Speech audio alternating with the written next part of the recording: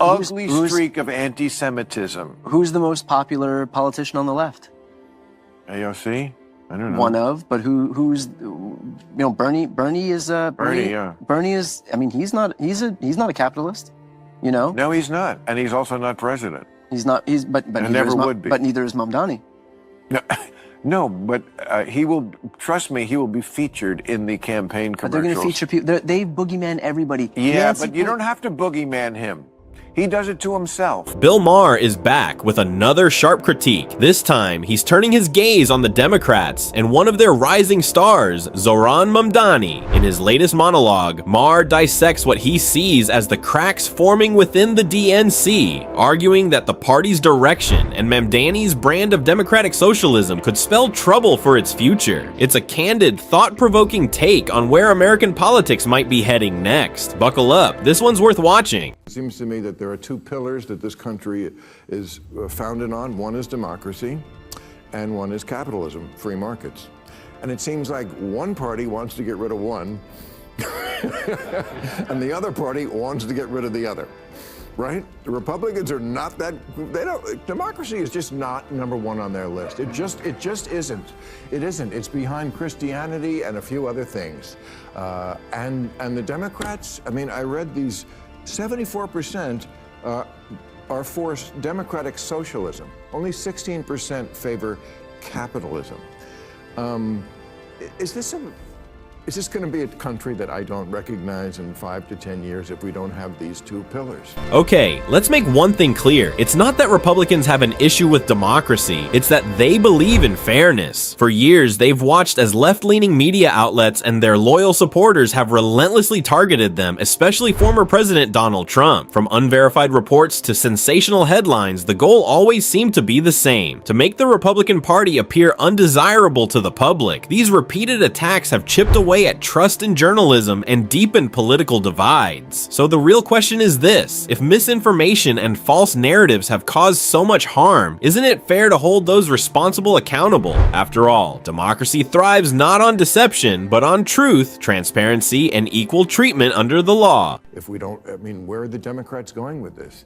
If Mamdani is the face of the Democrats on the East Coast and Katie Porter is the face on the West Coast, I don't know if that's great politically for that party. Bill Maher is asking some legitimate questions here. Both Zohran Mamdani and Katie Porter are rising political figures whose views have stirred strong debate about the direction of the country. Mamdani, a self-proclaimed democratic socialist, advocates for rent freezes, publicly owned grocery stores, fair free public transit, and higher taxes on large corporations and the wealthy. His vision, though idealistic to some, leans toward an economy heavily shaped by government control. Porter, on the other hand, supports the idea that transgender identifying men should be allowed to compete in women's sports, an argument she frames around inclusion and equality. On the surface, both politicians appear to champion fairness and progress, but beneath the rhetoric lies a more complicated reality, one that raises serious questions about fairness, economic sustainability, and the balance between compassion and practicality in shaping America's future. New York is New York. It's definitely it's the media capital, the financial capital.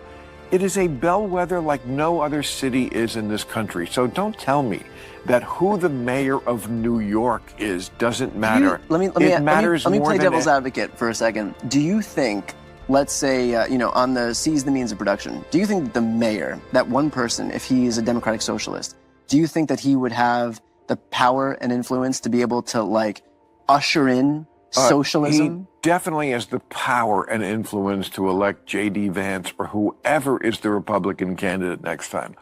It is a walking commercial for the Republican Party nationally. I think the Republicans are going to... When you let the Democrat socialists, and now they're actually calling themselves socialists, when you let them take over a major American city, this is what you get. The state-run grocery stores, which work so well in Cuba and the Soviet Union and Venezuela.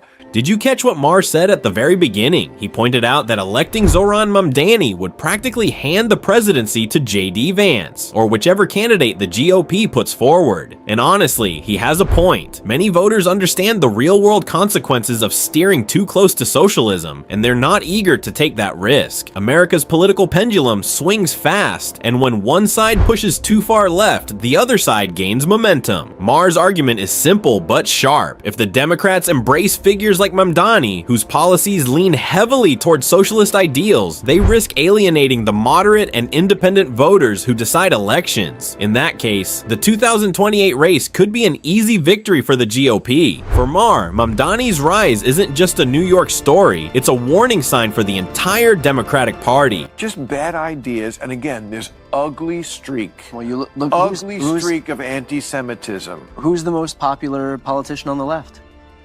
AOC? I don't know. One of, but who's, you know, Bernie is Bernie is, I mean, he's not a capitalist, you know? No, he's not, and he's also not president. He's not, but never would be. But neither is Mamdani. No. No, but he will, trust me, he will be featured in the campaign commercials. But they're going to feature people, they boogeyman everybody. Yeah, but you don't have to boogeyman him. He does it to himself. Exactly. Mamdani ends up becoming his own worst enemy. His vision of a socialist-style state sounds appealing in theory, promising fairness, equity, and government support for all. But in practice, it raises deep concerns about personal freedom, economic stability, and the cost of sustaining such a system. Beyond policy, Mamdani has also faced backlash for his outspoken views on Israel and a series of controversial posts that have polarized voters. These comments may resonate with a small group of supporters, but they alienate a much larger portion of the electorate who view them as divisive or out of touch. In a political climate where perception can make or break a candidate, Mamdani's rhetoric often overshadows his intentions. For many Americans, his ideas simply seem too radical, too risky, and too detached from the realities of governance, making his path to national leadership highly unlikely. But they'll do it regardless. Nancy Pelosi, Hillary Clinton, Gavin Newsom. Yeah, but they make anybody into boogeyman. It has. I think it was just have more weight when it's real.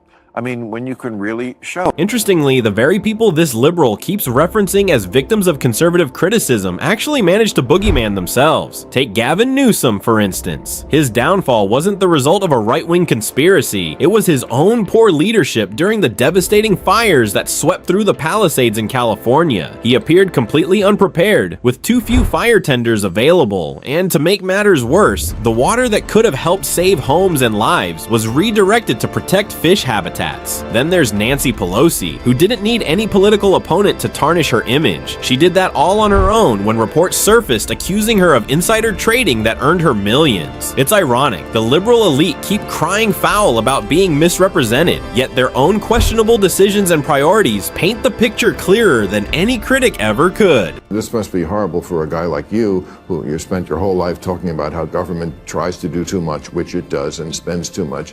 And here you have Trump, who is the Republican, who is aggrandizing more power than anybody, as we just talked about. And on the other side, you have the guy running in New York, Mamdani, right? Okay, who's like a straight-up communist. I mean, he is. He talks about, you know, the things that communists say. I mean, he wants free grocery stores, free buses. I want him to win. You want him to win? Yeah. Mamdani seems to have struck a chord with younger Democratic voters, but that support often stems from idealism rather than understanding. Many of these voters haven't lived through or studied closely the devastating realities of communism. To them, it sounds like a utopia, equality for all, wealth distributed fairly, and power in the hands of the people. On paper, it's a beautiful dream, but in practice, history tells a very different story, one of economic collapse, repression, and loss of personal freedom. From the Soviet Union to Cuba and Venezuela, countless nations have tried and failed under the weight of such systems. Yet the allure persists among the youth who see it as a compassionate alternative to capitalism. What they don't realize is that behind the rhetoric of equality often lies control, censorship, and the destruction of individual ambition, the very things democracy seeks to protect. Every 20 years or so. Wait. We need Every 20 years or so, we need a conspicuous, confined experiment with socialism so we can crack it up again. Socialist slogan used to be, workers of the world unite, you have nothing to lose but your chains. The new socialist slogan is, Trust us, this time it won't be a mess. Exactly my point. History has made it abundantly clear that socialism fails far more often than it succeeds. Yet many young Democrats seem determined to give it another try. It's almost as if they believe their version will be the one that finally works. But the truth is, we don't need to relive the same mistakes to learn from them. There's no need to experience socialism firsthand when the evidence is already written across decades of economic misery and social collapse in countries that embraced it. The pattern is always the same: lofty promises of equality and fairness that eventually crumble into shortages, censorship, and loss of freedom. Instead of repeating history's failures, we should study them and appreciate that capitalism, though imperfect, at least allows innovation, choice, and upward mobility, values that socialism has repeatedly crushed. So, when the post-war Labour government in Britain was about to get started, one of their leading lights was a socialist named Nurian Bevan. He said, what could go wrong? He said, we have a nation bedded on coal, surrounded by fish. It would take an organizational genius to have a shortage of either. In 3 years, they had a shortage of both. That's socialism. So you see, Maher is absolutely right. If the Democrats were to present Mamdani and perhaps Alexandria Ocasio-Cortez as their 2028 ticket, it would likely spell political disaster. That kind of pairing might excite a small portion of the younger, far-left base, but it would alienate the broader electorate, especially older, moderate, and working-class voters. These are people who have lived through the consequences of extreme policies and know how damaging radical ideologies can be to a nation's economy and social fabric. The older generation in particular would see through the slogans and recognize that such a ticket isn't healthy for the country. What the Democrats need now is balance and pragmatism, not ideological purity. A Mamdani AOC ticket may sound bold in theory, but in practice, it would only deepen division and drive voters straight into the arms of a more centrist or conservative alternative. It's not about the big crowds that come out to you when you're talking in a festival or wherever they are. I think it's because I think Bernie showed up at Coachella. That must have been fun for the fans. It's who shows up on election day. And I just don't see that's the ticket. I mean, Cory Booker, I know you've worked with him. I like Cory a lot from my home state of New Jersey. Made a speech for 25 hours. Again, just whacking each other off. This is just not what's going to get the job done. What the Democrats truly need right now is a candidate who is firmly grounded in reality, someone who understands the everyday struggles of ordinary Americans. The party has spent far too long in echo chambers, debating abstract issues and identity politics, while voters are increasingly worried about real-life concerns: the rising cost of living, job security, and economic stability. People aren't waking up thinking about ideological rights debates. They're thinking about how to pay rent, afford groceries, and keep their families afloat. To regain the trust of the public, Democrats must step out of their political and cultural bubbles and start listening to people with diverse opinions, not just those who echo their own views. They need a leader who can bridge the gap between progressive ideals and practical solutions, someone who connects emotionally, economically, and realistically with the nation's heartbeat.